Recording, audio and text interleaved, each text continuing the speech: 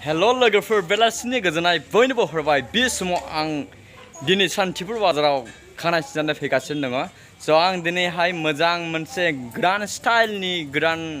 मोनसे मडेलनि hair style आङो लानो सानदों लोगोफोर नोंथांमोना जुदि आंनि खानाय स्टाइलखौ मोजां मोनोब्ला कमेन्टआव बुंहरदो नायदो गाइस आं बबे स्टाइलखौ सिनोब्ला आंनि थाखाय साबसिन जागोन गोसो बायदि आं मोनसे स्टाइलनि आङो सिनजागोन थारमाने सिनग्राया ओरैबायदि पारफेक्ट थारमाने मा स्टाइलनि नांगौ बे गासै स्टाइलखौहाय नैबे फंबाया सिनबाय थायो नैबे फंबाय बाबुआ सिनजादों ओमफ्राय नैबे फंबाया मैखोम ब्लग बिथाङाबो सासे इउटिउबार मैखोम ब्लग बिथांनि चेनेलखौ नायदो आरो सापर्ट खालामदो बिथाङा ओरैबायदि माने लेटेस्ट माने स्टाइलनि खानाय सिननानैहाय माने गोबां दानि मडार्न सेंग्राफोरखौ माने ओरैबायदि एनकारेज मोनहैयो आरोखि नै बिनि स्टाइलखौ गोदान स्टाइलनि सिनना होदों आरोखि बियो ना बेखौ बांसिन भुटानाव नुनाय जायो भुटानाव गंगार फाग्लाफ्रा बांसिन लानाय जायो बाट जोंनि ओरैहाय जोंनि सान्थिपुरा एसे भुटाननि खाथिखाय एबा भुटान सिमना बर्डार जायैखाय जोंनि बर' माखासे मडार्न सेंग्राफ्राबो बेबायदि स्टाइलनि लानाय जायो नाथाय आं बेबायदि सिनजाया लोगोफोर आङो दस्रा स्टाइलनि सिनजागोन जायखौ बुङो दाउला खुंगुर माने आं गेजेरावल' लागोन दे नै बेबायदि खानाय आं सिनाखै नैबे सान्थिपुर बाजाराव फैदों जोबोर मोजां मोनदों माने जोंनि गेजेराव बा जोंनि बाजाराव जोंनि बर' लाइमोनफ्रानो जुदि बेबायदि खानाय सिननानै जुदि रां आरजिनो जुदि सोलोंनो हायोब्ला जोबोद मोजां दिनै गोबां जोंनि मानसिफ्रा गुबुन जायगा गुबुन स्टेटआव थांनानै मालायनि बान्दा जाना थानाङो स' बेनि जायगायाव जोङो खानाय सिननानै माबा मोनसे बिजनेस मावनानै जोङो गावनि न'खरखौ एबा गावनि नांगौखौ जोङो सुफुंनो हायो स' आं मोजां मोनदों फंबायनिसिम बेबायदि खानाय सिननानै दिनै गावनि नांगौखौहाय आरो माखासे न'खरफोरखौ हेल्प खालामनो थाखाय बेबायदि खामानि मावबाय स' बुंनो थाङोब्ला जोंनि सान्थिपुर बाजाराव फ्राय बांसिनानो जोंनि बर'फ्रानो बांसिन मैखोम बाहागो लादों होननानै जोङो बुंनो हायो दा फंबाया माब्लानिफ्राय स्टार्ट खालामजेननाय आरो बबेया सोलोङा आरो माब्रैहाय बे खानाय सिननायखौ सोरनि एनकारेजआव बे दखान होनो सानखो स' गोबां मानसिफ्रानो सेंग्रा समावहाय बेबायदि मावनो थाखाय लाजिनाय मोनो दा आंनि पकेटफ्रा बे लाजिनांगौनि बाथ्रा नङा नाथाय बियो सोरनि एनकारेजआव दिनै बेबायदि गोसो जानानैहाय बेबायदि खानायखौ स्टार्ट खालामजेनदों आं बेखौ सोंनानै लानि स' नोंथांमोनाबो जुदि सोरबा बेखार जुदि सानदोंब्ला बा गावखौहाय जुदि ओरैनो बेखार थानो बादोंब्ला बेबायदि दखानफ्रावहाय इजि एसेल' खरस गोबां थाखा फैसा इनभेस्ट खालामनाङा अनलि थाइसे थाइनैनि ब्लेक आरो खेमसि लानानैनो माबा मोनसे गलाफ्राव गोरलै एसेल' थाखाजोंनो माने क्रेक खालामनो हायो बेबायदि माने इजि आरो बेनिफ्राय बेनि बेनिफिटखौ बुंनो सानोब्ला नोंथांमोना मिथिगौ सासे खानाय सिननायाव 50 रुपिस लायो जोंनि बेंथलावबो बेयावबो 50 रुपिसावहाय मा खरस थाङो बेनो मात्र थाइसेल' खरस थाङो थाइसेया जाहैबाय मात्र ब्लेकनिल' बेखायनो जोङो बेखौहाय जोङो मावोब्ला जोङो गोबां मोजाङैनो बेनिफिट जोङो मोननो हायो जायफ्राव दिनैहाय बिहारफोरनिफ्राय बिहारिफ्रा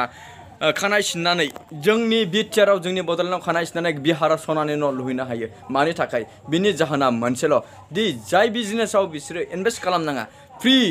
जायहाय थाइसे थाखानिनो बियो खानाय सिननाय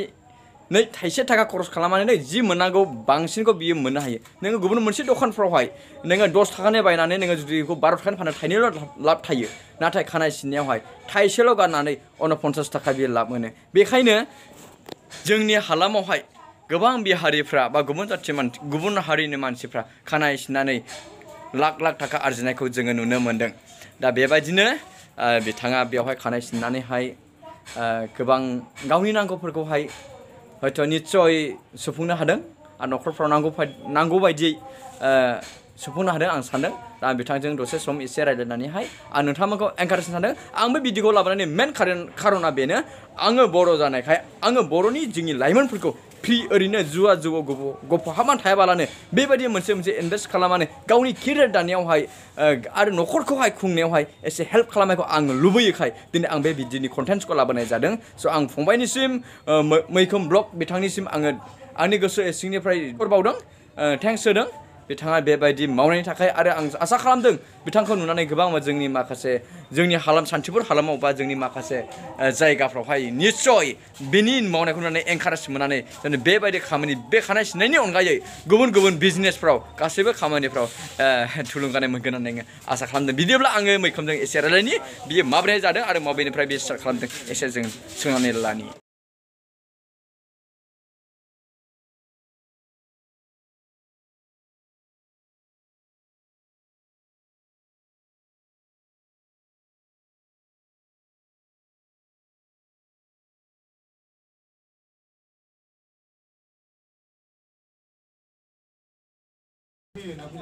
दानि सेंग्रा सिख्लाफोरनि फेभरेट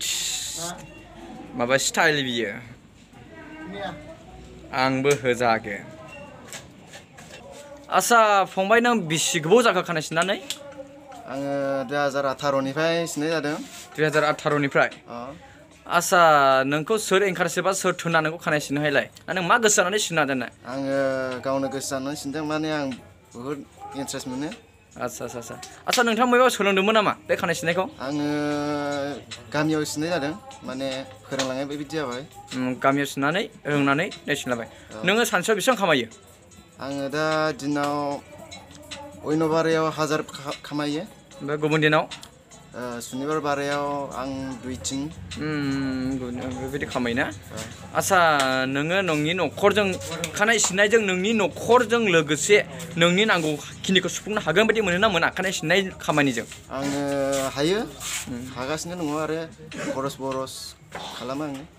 गाइस नोंथांमोना खोनाखाबाय जि खानाय सिननायनि गेजेरजोंनो पार डे बेसेबां हाबो बेजों लोगोसे बियो गावनि आर्निं गावनि मावनायजोंहाय मालाबा हाजिरा मुजिरा मावाबालानो लामा सामायाव अन्थाइ एरि हा जावाबालानो मोनसे न' सिङाव जिरायनानैहाय खानाय सिननानै खेमसि लानानै ब्लेकजों खानाय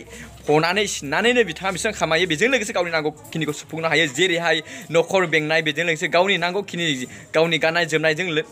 निफ्राय लानानै न'खराव जि नांगौ बानलु संख्रिनिफ्राय लानानै बिमा बिफानो जि नांगौ बेफोरबायदिखौ बे मेनटेन खालामनो होनना बुंदों स' दिनै आं नोंथांमोननि गेजेराव बे भिडिअनि गेजेरजों बेखौनो बुंनो सानदों बा बे भिडिअनि गेजेरजों नोंथांमोनखौ बेखौ एनकारेज होनो सानदों दि नोंथांमोनाबो ओरैनो थायाबालानो बेबायदि मोनसे नोंनि रोंनाय बा नों जि गोरों बे खामानिखौ ओरैनो थायाबालानो मावनानै नोङो आर्निं खालामनो हागोन फाइनालि खानाया सिनजाबाय दारिनि स्टाइला एसे गोदान स्टाइलनि जाबाय फाइनालि खानाय सिनखांबाय माबायदि नुहरखो आंखौ कमेन्ट खालामहरदो लोगोफोर दिनै भिडिअआ बेखिनिसै भिडिअखौ मोजां मोनदों लाइक शेयार साबस्क्राइब खालामनो दाबाव नेक्स्ट भिडिअ थाबैनो लोगो मोनफिनगोन होननानै नेनानै थाबाय